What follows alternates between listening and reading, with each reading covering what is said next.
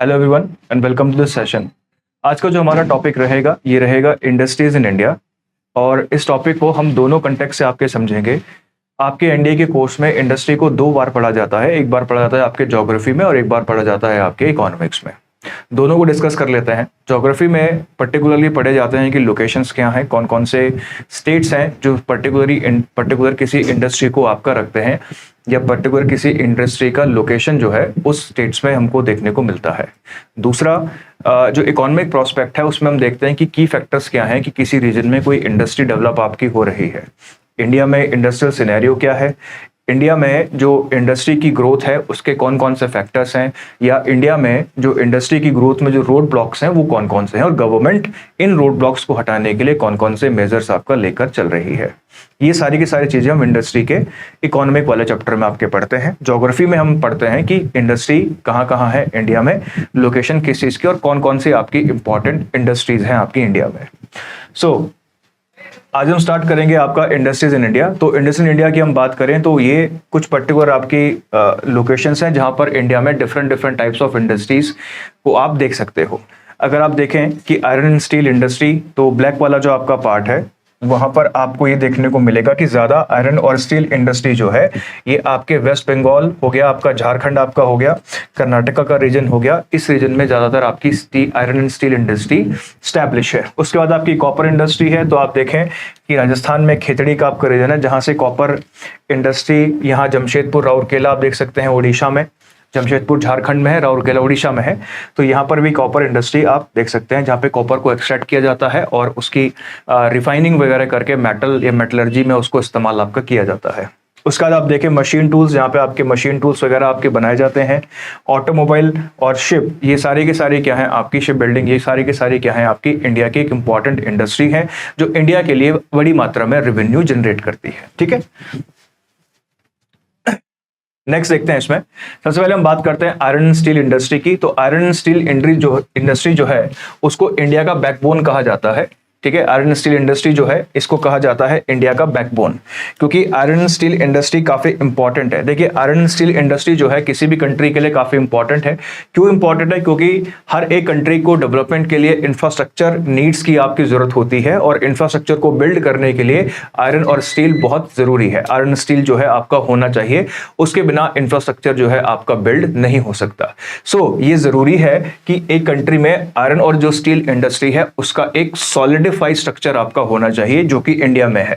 हमने पढ़ा था, हम लास्ट क्लास में मिनरल्स पढ़कर आए हैं, हमने उसमें पढ़ा था कि हमारे यहाँ आयरन के आपके अबंडेंस में रिजर्व्स आपके मौजूद हैं, बड़ी मात्रा में उसका एक्सट्रैक्शन भी हम करते हैं, उत्खनन भी हम करते हैं, और उस पर बेस्ड जो इंडस्ट्री है इंडिया में वो क्या है आपकी डेवलप्ड है। ऐसा नहीं है कि हमारी आयरन और स्टील इंडस्ट्री अंडर डेवलप्ड है, हम 4th लार्जेस्ट स्टील प्रोड्यूसर हैं आपके वर्ल्ड के। तो इसका मतलब जो भी टेक्नोलॉजिकल एडवांसमेंट हमको चाहिए स्टील को प्रोड्यूस करने के लिए, आयरन इंडस्ट्री को रन करने के लिए, we have all that technology. इसको बैकबोन कहते हैं। ये डेवलपमेंट प्रोसेस में काफी इंपॉर्टेंट रोल आपका प्ले करती है। In India major iron steel plants are located in the peninsular region. ज्यादा जो आपके प्लांट्स हैं वो कहां पर हैं आपके पेनिनसुलर रीजन में है। State like West Bengal, West Bengal में आप देखें दुर्गापुर, बुरनूपुर, यहाँ पर बड़ी मात्रा में इंडस्ट्री है आपकी। कुल्टी भी इंडस्ट्रियल एरिया है यहाँ पर। झारखंड में जमशेदपुर हो जाएगा, बोकारो हो जाएगा, कर्नाटक में भद्रावती आप देखें, विजयनगर आप देखें, इसके साथ साथ छत्तीसगढ़ में भिलाई का रीजन आप देखें। तो ये वो रीजन है जहां पर बड़ी मात्रा में हमारा जो आयरन एंड स्टील इंडस्ट्री है वो आपका कॉन्सेंट्रेटेड है। ठीक है, आयरन एंड स्टील इंडस्ट्री के अगर हम बारे में बात करें तो जहां जिन एरियाज में आयरन की रिजर्व्स हमें देखने को मिलते हैं, आयरन ओर के रिजर्व देखने को मिलते हैं, उन्हीं एरियाज में आयरन एंड स्टील इंडस्ट्रीज को आपका लगाया गया है, ताकि रॉ मटेरियल को ले जाने में ज्यादा समस्या आपकी ना हो। ठीक है, पहली जो आपकी बड़ी इंडस्ट्री है इंडिया की वो कौन सी आपकी आयरन एंड स्टील इंडस्ट्री है, और ये उसके रीजन्स हैं। टेक्सटाइल इंडस्ट्री, देखिए एग्रीकल्चर के बाद अगर हम बात करें तो एग्रीकल्चर में या इंडिया में एग्रीकल्चर के बाद जो इंडस्ट्री सबसे ज्यादा रोजगार देती है भारत में वो इंडिया की टेक्सटाइल इंडस्ट्री है। इंडिया का जो टेक्सटाइल माइट है वो किससे छुपा हुआ नहीं है। हमारी टेक्सटाइल इंडस्ट्री काफी बड़ा है और उसके ऑपरेशन काफी बड़े स्तर पर है। इतने बड़े स्तर पर हैं कि हमारी टेक्सटाइल इंडस्ट्रीज के जो ओनर्स हैं उन्होंने बड़ी मात्रा में बांग्लादेश में भी इन्वेस्टमेंट आपका किया था, क्योंकि ऑब्वियसली बांग्लादेश एक टेक्सटाइल प्रोड्यूसिंग आपका नेशन है, वहां पर काफ़ी बड़ी जो जनसंख्या है वो टेक्सटाइल इंडस्ट्री से ही आपका इनकम कमाती है। वहाँ पे लेबर चीप है, इसलिए इसकी वजह से हमने देखा था कि बहुत जो बड़े बड़े आपके टेक्सटाइल हाउसेज हैं इंडिया के, उन्होंने बड़ी मात्रा में बांग्लादेश में क्या किया था, इन्वेस्टमेंट किया था। ना ये सब बताने का कारण ये है आपको कि मैं ये समझाना चाहता हूँ कि इंडियन टेक्सटाइल की डिमांड कितनी ज़्यादा है, और इंडियन जो टेक्सटाइल का प्रोडक्शन है वो केवल इंडिया में ना होकर आपके इंडिया उसको आउटसोर्स भी करता है दूसरी कंट्रीज में टेक्सटाइल मेकिंग कंपनीज से। ठीक है, सो टेक्सटाइल की बात करें तो टेक्सटाइल इंडस्ट्री है ये one of the oldest industry है और वाइड स्प्रेड इंडस्ट्री है इन इंडिया।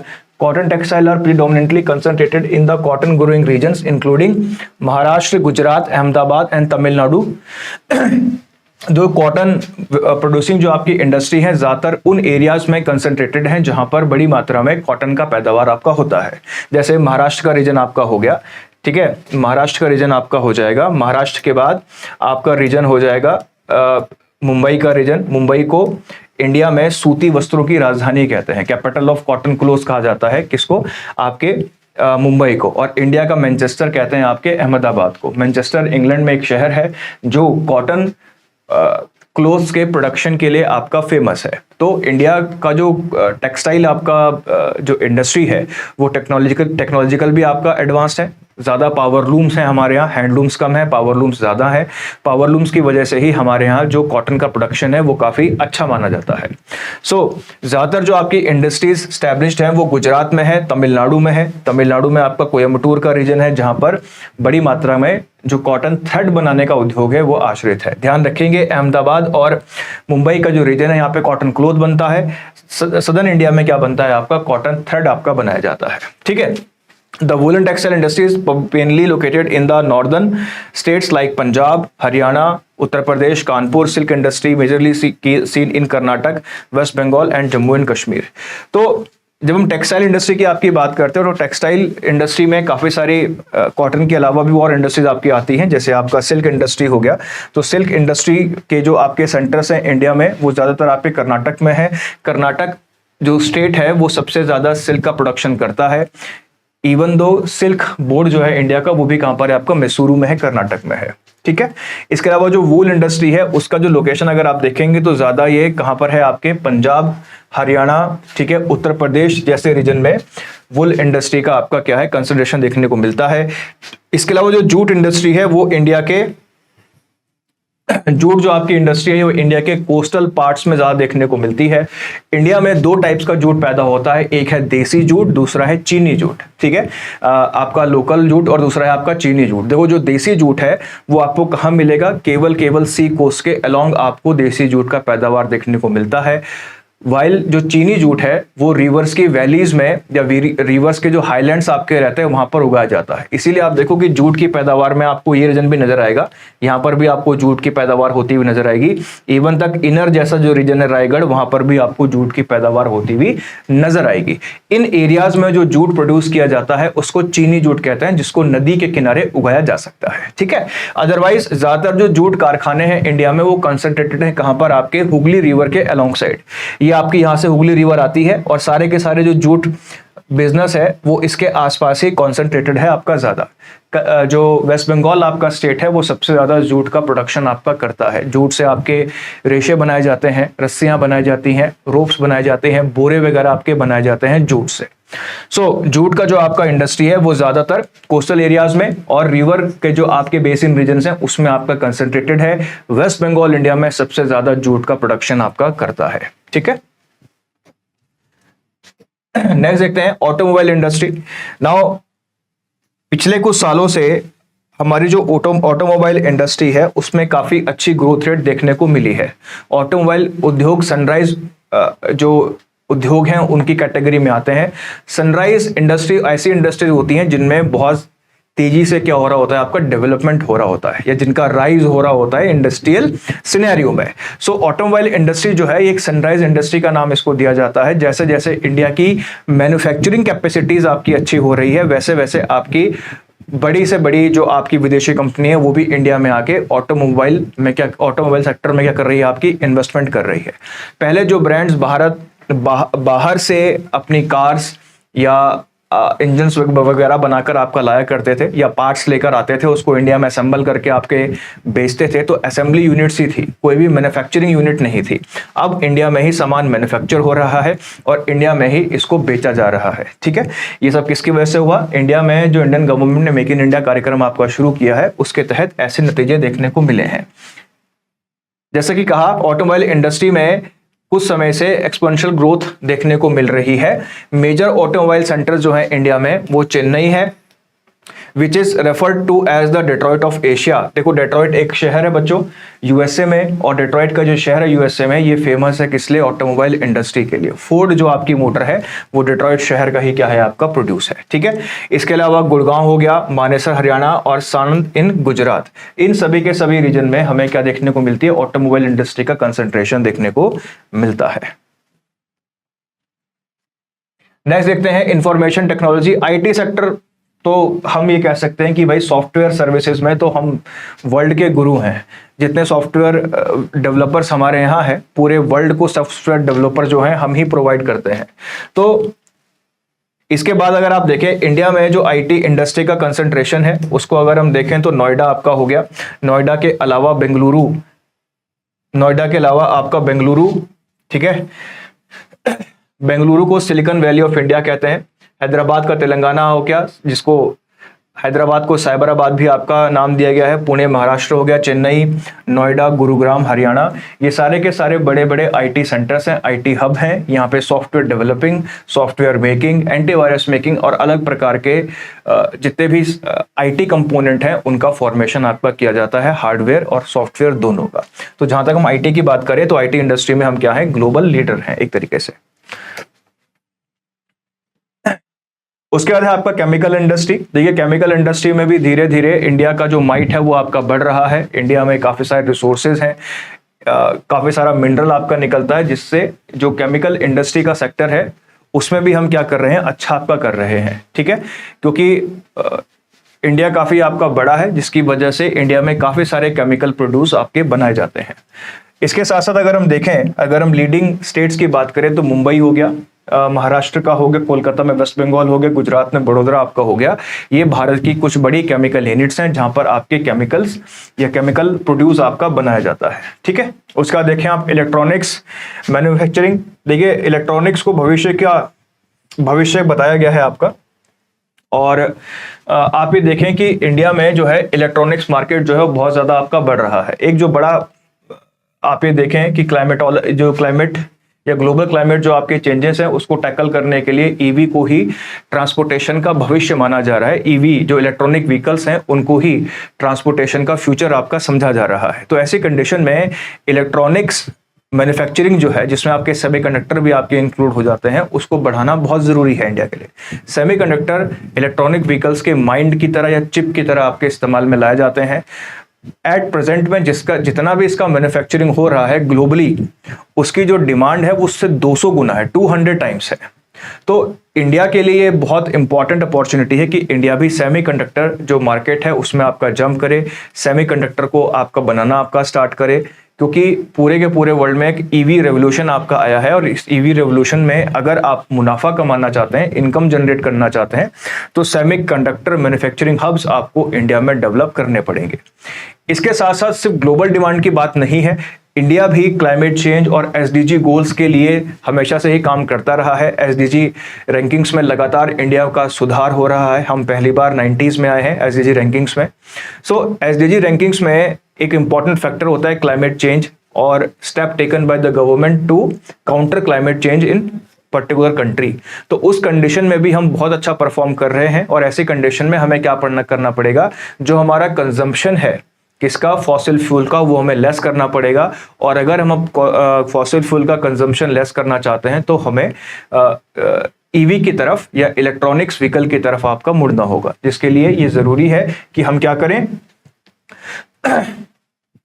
आपका सेमीकंडक्टर बनाने की शुरुआत करें। और इसके लिए हमने द इंडियन सेमीकंडक्टर मिशन को शुरू किया है। ये मिशन जो है ये फाइनेंशियल सपोर्ट आपका देगा उन फैक्ट्रीज को जो सेमीकंडक्टर चिप्स आपकी बनाती हैं। ठीक है,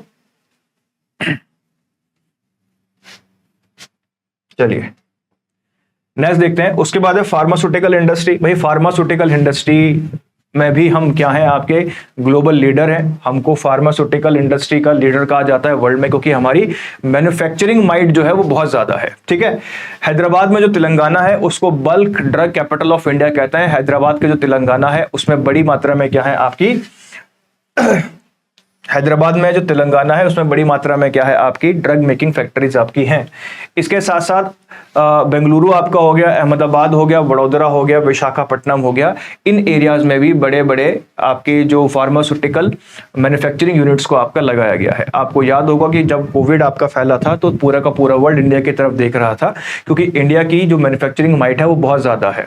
ठीक है, और इसके तहत कोविशील्ड हो गया, कोवैक्सीन आपका हो गया, इस तरह की जो इंटरनेशनल ब्रांड्स हैं उनकी वैक्सीन के लिए मैन्युफैक्चरिंग कौन कर रहा था, आपका इंडिया कर रहा था। ठीक है, सो आप ये देखें कि इंडिया में काफी बड़ा क्या है आपका मैन्युफैक्चरिंग हब है, किसके लिए, फार्मास्यूटिकल के लिए। ठीक है, इसीलिए pharmaceutical capital of the world किसको कहा जाता है, आपके इंडिया को कहा जाता है।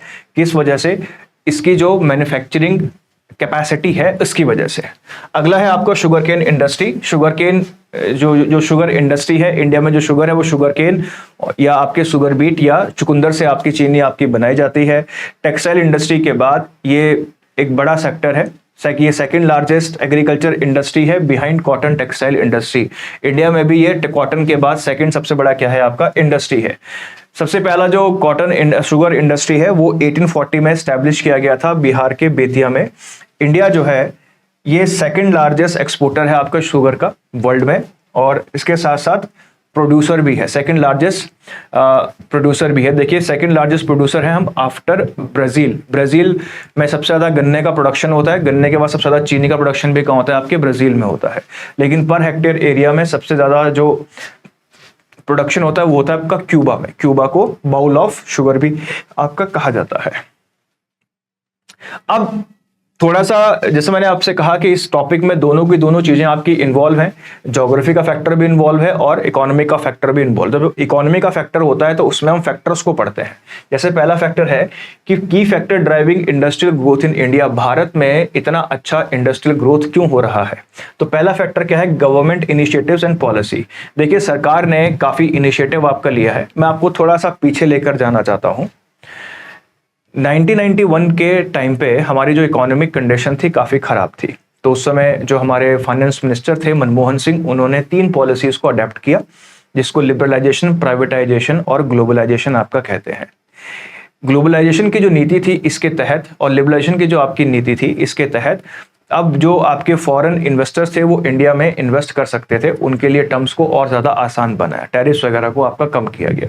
तो ऐसी कंडीशन में हमारे जो तीनों सेक्टर हैं, प्राइमरी, सेकेंडरी और टर्शरी, इन तीनों सेक्टर में क्या आना था, आपका इन्वेस्टमेंट आना था। लेकिन हुआ क्या कि हमारे प्राइमरी और टर्शरी में तो इन्वेस्टमेंट आया लेकिन सेकेंडरी में इन्वेस्टमेंट नहीं आया। उसका रीज़न ये था कि भाई हमारे पास स्ट्रक्चर नहीं था, मैन्युफैक्चरिंग का स्ट्रक्चर नहीं था हमारे पास। तो मैन्युफैक्चरिंग का स्ट्रक्चर ना होने की वजह से हम देखते हैं जो इकोनॉमिक रिफॉर्म्स हमारी कंट्री ने किए थे 1991 में, उसका इम्पैक्ट सिर्फ किस में देखने को मिला, प्राइमरी और टर्शरी में। इसीलिए आप देखें कि हमारे जो मैन्युफैक्चरिंग जो सेक्टर है वो आज भी इतना ज़्यादा डेवलप नहीं है। क्या कारण है कि चाइना से जब फैक्ट्रियां बाहर निकली कोविड के बाद तो वो इंडिया में ना के बांग्लादेश या वियतनाम चली गई। क्यों? क्योंकि उनके पास एक मैन्युफैक्चरिंग स्ट्रक्चर है, सप्लाई चेन है। हमारे यहाँ ये स्ट्रक्चर अभी नहीं बना है। इसीलिए इंडियन गवर्नमेंट ने आपका लॉन्च किया था मेक इन इंडिया कार्यक्रम, जिसके तहत हम अपने मैन्युफैक्चरिंग सेक्टर को बूस्ट करना चाहते थे।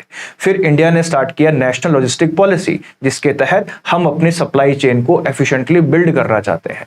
इससे क्या होगा, जो मैन्युफैक्चरिंग सेक्टर है उसको बूस्ट मिलेगा और इंडिया में मैन्युफैक्चरिंग बढ़ेगी। और आप ये समझ लें, जिन देशों में मैन्युफैक्चरिंग या जिन देशों की मैन्युफैक्चरिंग कैपेसिटी अच्छी रहती है उनकी इकोनॉमी बहुत ज़्यादा डेवलप करती है। आज इंडिया, अगर आप यूरोप को देखें तो यूरोप में क्या है, आपका इंडस्ट्रियल जो मैन्युफैक्चरिंग जो सेक्टर है वो काफ़ी अच्छा है, एडवांस है, टेक्नोलॉजिकल एडवांस है, जिसकी वजह से हम देखते हैं कि वहाँ पर मैन्युफैक्चरिंग बड़े स्तर पर आपकी होती है। ठीक है, चाइना क्यों इतना अमीर हुआ? क्योंकि उन्होंने अपना मैन्युफैक्चरिंग सेक्टर को स्ट्रॉन्ग किया था। आज वर्ल्ड में कोई भी चीज आप यूज करते हैं वो मेड इन चाइना आपकी होती है। क्यों? क्योंकि उनका स्ट्रक्चर और सप्लाई चेन काफी मजबूत है। और यही जो है हमारी सरकार करना चाहती है। जैसे नेशनल मैन्युफैक्चरिंग मिशन सेट किया है जिसमें जीडीपी को 25% तक बढ़ाना है। ठीक है। इसके साथ साथ rise in domestic and foreign investment, जैसे जैसे हमारा मैन्युफैक्चरिंग सेक्टर बेहतर होता जा रहा है वैसे वैसे ही हमारी कंट्री में डोमेस्टिक और फॉरेन इन्वेस्टमेंट भी आ रही है। इन्वेस्टमेंट का मतलब है कि लोग भारत में मैन्युफैक्चरिंग प्लांट्स में क्या कर रहे हैं, इन्वेस्ट कर रहे हैं। जैसे आप देखें कि इंडिया में जो स्मार्टफोन है वो लगभग 100% क्या है, अब मेड इन इंडिया है। चाहे कंपनी कहीं की भी हो, चाहे कंपनी चाइना की हो, चाहे एप्पल हो, वो पूरा का पूरा काम बना रही है इंडिया में बना रही है बच्चों। इसी को इन्वेस्टमेंट कहते हैं, फॉरेन इन्वेस्टमेंट। मान लीजिए सैमसंग ने इंडिया में एक प्लांट लगाया है जहां पे सैमसंग अपने फोन्स बनाएगा, तो इसका मतलब है कि सैमसंग ने कहां इन्वेस्टमेंट किया, इंडिया के मैन्युफैक्चरिंग सेक्टर में इन्वेस्टमेंट किया है। ठीक है। इसके साथ टेक्नोलॉजिकल एडवांसमेंट एंड ऑटोमेशन, धीरे धीरे आप क्या देख रहे हैं, देखो जब आप किसी भी एरिया में काम करना स्टार्ट करते हो तो आप उसको धीरे धीरे, आप उस काम में अपने आप को धीरे धीरे बेहतर करते हुए जाते हो, आप अपने आप को उस काम में धीरे धीरे अच्छा करते हुए जाते हो। तो जो आपका मैन्युफैक्चरिंग सेक्टर है इसमें भी क्या हो रहा है, नई नई टेक्नोलॉजीज आपकी आ रही हैं, इसका भी एडवांसमेंट आपका हो रहा है, जिसकी वजह से हम ये देखते हैं कि जो इंडिया का इंडस्ट्रियल सेक्टर है उसमें बहुत अच्छी ग्रोथ देखने को मिल रही है। ठीक है। उसका बाद robust consumer demand and growing middle class consumption, जो कंज्यूमर की डिमांड है वो बढ़ रही है, क्योंकि देखो इंडिया में एक समय इकोनॉमिक बूम का पीरियड है, हर किसी की जो इनकम है, पर कैपिटा इनकम है, उसमें राइज देखने को मिला है। जब पर कैपिटा इनकम में राइज देखने को मिलेगा तो उसकी डिमांड और कंजम्पशन भी आपका बढ़ जाएगा। ठीक है। यानी कि जो हमारा मिडिल क्लास है उसका क्या हो रहा है, कंजम्पशन और डिमांड धीरे धीरे आपकी बढ़ रही है। इंडस्ट्रियल इंफ्रास्ट्रक्चर डेवलपमेंट अर्बनाइजेशन, अब हमने इन्वेस्टमेंट, क्योंकि अब हम पैसा कमा रहे हैं तो हम क्या कर रहे हैं, मैन्युफैक्चरिंग सेक्टर में इंफ्रास्ट्रक्चर को डेवलप कर रहे हैं, जिससे क्या हो रहा है आपका, और उसको हम अर्बनाइज भी कर रहे हैं। ठीक है। अब जैसे इंफ्रास्ट्रक्चर डेवलपमेंट कैसे हैं, जैसे स्मार्ट सिटीज हो गया, नेटवर्क हो गया, हाउसिंग स्कीम हो गया, ये एक बहुत अच्छा इन्वायरमेंट क्रिएट करती है इंडस्ट्रियल एक्सपेंशन के लिए। ठीक है। इसके साथ साथ जो आपके स्टील, सीमेंट, कंस्ट्रक्शन मटेरियल है, इसमें भी आप देख रहे हैं कि लगातार ग्रोथ आपकी हो रही है, क्योंकि रियल एस्टेट जो आपका सेक्टर है वो बूम पर है, इंफ्रास्ट्रक्चर सेक्टर आपका बूम पर है, तो इस समय हर एक चीज की आवश्यकता है जो इन सेक्टर से आपका जुड़ा हुआ है। Steel sector witness a growth of 3.3% in crude steel production during April November financial 25 supporting the infrastructure projects. तो जो स्टील का, जैसे हमने स्टील इंडस्ट्री की आपकी बात की है, तो स्टील इंडस्ट्री में इस फाइनेंशियल ईयर में 2025 में आपका 3.3% की ग्रोथ देखने को मिली है। उसके बाद जो अगले आपके सेक्टर्स हैं, जैसे सरकार ने काफी सारे इनिशिएटिव स्टार्ट किए हैं आपके, शक्ति, national logistic policy, India mobile phone export जो है हमारा रीच हुआ है $5 बिलियन अगस्त फाइनेंशियल 2024 में, क्योंकि अब सारे के सारे फोन्स कहाँ बन रहे हैं, इंडिया में बन रहे हैं, तो इंडियन को करता है आपका, एक्सपोर्ट भी करता है। ठीक है। उसके बाद है आपकी सस्टेनेबिलिटी एंड क्लीन टेक, हमारा जो टेक्नोलॉजी है वो काफी अच्छा है, नई नई टेक्नोलॉजिकल एडवांसमेंट की वजह से हम एक सस्टेनेबिलिटी को भी अचीव करते जा रहे हैं, जिसकी वजह से क्या हो रहा है आपका, इंडस्ट्रियल ग्रोथ देखने को मिल रहा है। ठीक है। इसके साथ साथ additional EV sector is seeing rapid growth with PME plan है, ये पूरा पीएमई प्लान है। ठीक है। सो सस्टेनेबिलिटी और क्लीन टेक के साथ भी हम काम कर रहे हैं। सस्टेनेबिलिटी का मतलब है कि हम एनर्जी प्रोडक्शन में रिन्यूएबल एनर्जी का यूज आपका कर रहे हैं, जैसे यहाँ पर हम बात कर रहे हैं ग्रीन मैन्युफैक्चरिंग, क्लीन टेक्नोलॉजी। इसका मतलब है कि हम अपनी जो इंडस्ट्री है उसको चलाने के लिए आपकी ग्रीन एनर्जी का यूज कर रहे हैं, ऐसी एनर्जी जो सोलर पैनल से आपकी आती है, जो थर्मल से आती है, एटॉमिक पावर स्टेशन से आती है, इस तरह की एनर्जी का हम इस्तेमाल कर रहे हैं। ठीक है। उसके बाद है road blocks in sustained growth in India's industrial sector. अब जो इंडिया की इंडस्ट्रियल सेक्टर तो हो रहा है, लेकिन इसमें कुछ रोड ब्लॉक्स भी देखने को मिले हैं हमें। पहला रोड ब्लॉक क्या है, global economic uncertainty. Global economic uncertainty का मतलब क्या है, देखिए, क्योंकि अब पूरा के पूरे जो विश्व के कंट्रीज हैं वो आपस में जुड़े हुए हैं ग्लोबलाइजेशन की वजह से, तो अगर किसी एक कंट्री में कोई भी इकोनॉमिक इरप्शन या डिसरप्शन पैदा होता है, उससे पूरा का पूरा वर्ल्ड आपका और पूरे के पूरे वर्ल्ड की इकोनॉमीज इफेक्ट होती है। इंडिया, अब कहते हैं ना कि जो पूरा विश्व है वो एक वैश्विक गांव है ना, world is a global village, इसका इस अवधारणा से हम का चलते हैं। सो आप ये देखें कि अगर पूरे के पूरे इंटरनेशनल मार्केट में स्लो डाउन आएगा तो उसका प्रभाव जो है इंडिया की इकोनॉमी पे भी आपका पड़ता है। सो अगर हम बात करें पूरे वर्ल्ड की और उसको कंपैरिजन करें हम इंडियन इकोनॉमी से, तो पूरे के पूरे वर्ल्ड में इस समय ग्लोबल रिसेशन का आपका टाइम पीरियड है, जबकि इंडियन इकोनॉमी जो है इस समय अच्छा डेवलप आप पे कर रही है, अच्छा आपका स्पीड मेंटेन करके आपकी चल रही है। लेकिन जो जियोपॉलिटिकल टेंशन है, जैसे आपके टैरिफ वॉर्स हैं, इसकी वजह से भी क्या होता है, आपका इंडिया की इंडस्ट्रियल ग्रोथ आपकी थ्रेट होती है, हिंडर होती है। इसके साथ साथ हम देखते हैं कि इंडिया की अर्बन इकोनॉमी तो थ्राइव कर रही है, उसका तो इनकम बढ़ रहा है, पर कैपिटा इनकम बढ़ रहा है, उसका तो कंजम्पशन बढ़ रहा है, उसकी डिमांड बढ़ रही है। लेकिन जो हमारी विलेज और रूरल इकोनॉमी है उसमें कंजम्पशन कम देखने को मिल रहा है, उसका कंजम्पशन बढ़ाने की आवश्यकता है। ठीक है, इसकी वजह से क्या हो रहा है आपका, affecting the industrial reliance on non durable goods and agriculture products. जो एग्रीकल्चर प्रोड्यूस है उस पर क्या हो रही है, आपकी रिलायंस कम हो रही है। इसके साथ साथ इनएडुकेट इंफ्रास्ट्रक्चर एंड लॉजिस्टिक्स, भले ही सरकार ने नीतियां आपकी शुरू की हैं, मेक इन इंडिया कार्यक्रम, लॉजिस्टिक पॉलिसीज जैसी नीतियों को सरकार के द्वारा शुरू किया गया है, लेकिन ये नीतियां अभी भी नाकाफी हैं। यानी कि there is much more to be done in this particular sector if we want to increase the production of our industries. ठीक है, तो इंफ्रास्ट्रक्चर अभी तक पूरा नहीं है, इनएडुकेट है। हाँ, सरकार ने काम किए हैं लेकिन अभी भी वो पूरे नहीं है। दूसरा रोड ब्लॉक क्या है, competition of global manufacturing hub. जो दूसरे वर्ल्ड के बड़े ग्लोबल मैन्युफैक्चरिंग हब्स हैं, जैसे आपका चाइना हो गया, मैंने आपसे कहा कि चाइना से कंपनियां जो बाहर निकली कोविड के दौरान, वो इंडियन आके वियतनाम जैसी जगहों पर आपकी चली गई। ऐसा क्यों? देखो, चाइना हमेशा से ही क्या है, एक बड़ा ग्लोबल मैन्युफैक्चरिंग हब है। इतने कोविड के दौरान इतने ज्यादा चीजें होने के बावजूद भी चाइना में क्या देखने को मिलता है, आपका चाइना अभी भी क्या है, बड़ा ग्लोबल आपका हब है। इसके अलावा जो वियतनाम है वो भी हमारा एक कंपटीशन है मैन्युफैक्चरिंग के सेक्टर में, क्योंकि यहाँ पर क्या है, आपकी लेबर कॉस्ट आपकी लो है और सप्लाई चेन काफी आपकी अच्छी है।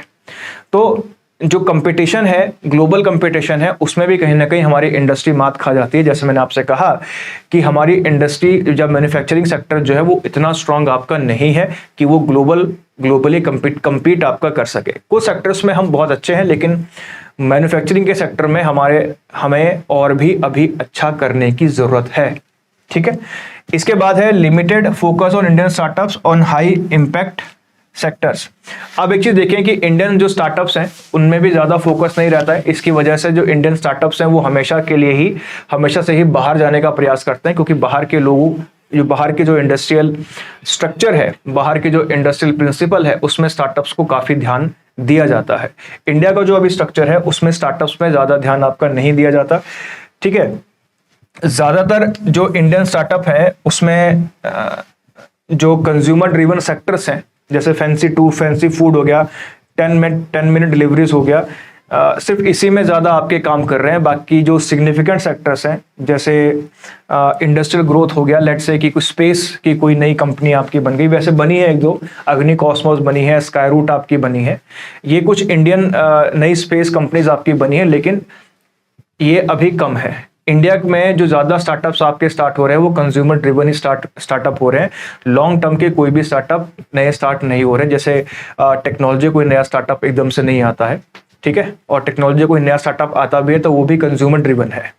ठीक है, तो जितने भी आपके स्टार्टअप्स हैं वो कंज्यूमर ड्रिवन सेक्टर हैं, जैसे फैंसी फूड, 10 मिनट डिलीवरी, जैसे आप देखते हो ब्लिंकिट हो गया, इंस्टामार्ट वगैरह हो गया, do not contribute significantly to long term industrial growth. ठीक है, जितने भी नए स्टार्टअप्स हैं वो लॉन्ग टर्म इंडस्ट्रियल ग्रोथ को बिल्कुल भी सपोर्ट नहीं करते हैं। जो छोटे छोटे आपके कंज्यूमर ड्रिवन डिमांड्स हैं, बस उसी को ही ये लोग क्या करते हैं, आपका एड्रेस करते हैं। ठीक है, तो ये क्या है आपका, तो ये था आपका बच्चों आज का लेक्चर। मैंने आपको ये लेक्चर जो है इकोनॉमी और ज्योग्राफी दोनों के पॉइंट ऑफ व्यू से आपका पढ़ाया है। सीधे सीधे यहाँ से प्रश्न आपके आएंगे। एरिया से क्वेश्चन एग्जाम में देखने को मिलता है कि बताओ शुगर इंडस्ट्री ज़्यादा कहाँ है, शुगर कहाँ ज़्यादा आपकी पैदा होती है, या कौन कौन से रीजन में आपकी आयरन एंड ओर इंडस्ट्री या आयरन स्टील इंडस्ट्री आपकी स्थापित है, या जूट इंडस्ट्री इंडिया के किस पार्ट में है, या इंडिया में कॉटन गुड्स का कैपिटल किसे कहते हैं, कॉटन क्लोथ का कैपिटल किसको कहते हैं। इस तरह के क्वेश्चन आपको एग्जाम में देखने को मिलेंगे। तो बच्चों ये था आज का लेक्चर। उम्मीद करते हैं आज की क्लास आपको अच्छी लगी होगी, समझ में आई होगी। अब आपसे मिलते हैं अगली क्लास में, तब तक के लिए नमस्कार।